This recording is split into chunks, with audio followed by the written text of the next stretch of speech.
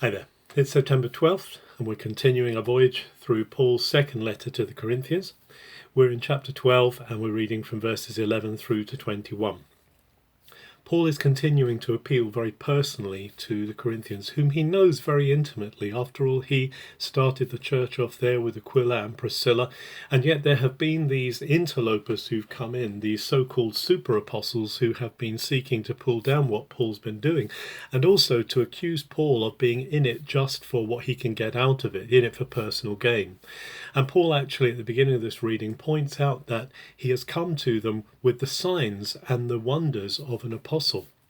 As we said, this apostolic gifting, which is to bring heaven into earth, to constantly have the heavenly perspective that is looking at how God can be released among his people.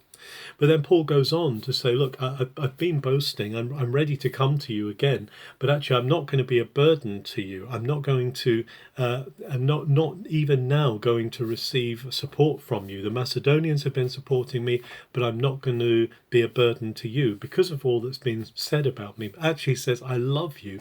I am pouring out my love over you. I'm willing to give what I have to give as a parent gives to a child. He says children shouldn't have to save up for their parents. Parents actually provide for their children. And so he has this heart of fatherliness towards them, and he wants them to know that sense of love. He says also Titus, his friend, he says this is not just about Paul.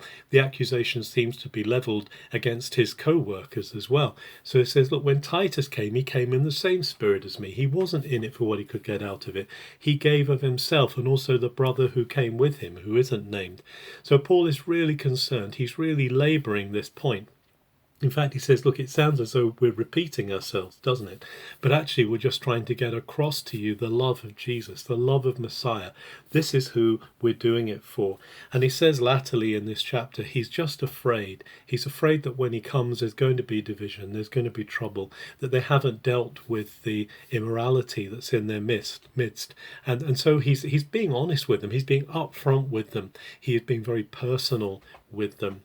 It's important that when we are speaking to one another, straight things and difficult things, that we couch them in this sense of oneness in Messiah Jesus, that he is the one for who we're doing it for. We're not doing it for our own gain, for our own satisfaction. Everything we do with one another is done in the love of Jesus. And when those difficult things and those straight talkings come, we need to let love be the reigning power. Paul is very clear here that he loves them, that he has a father's heart towards them.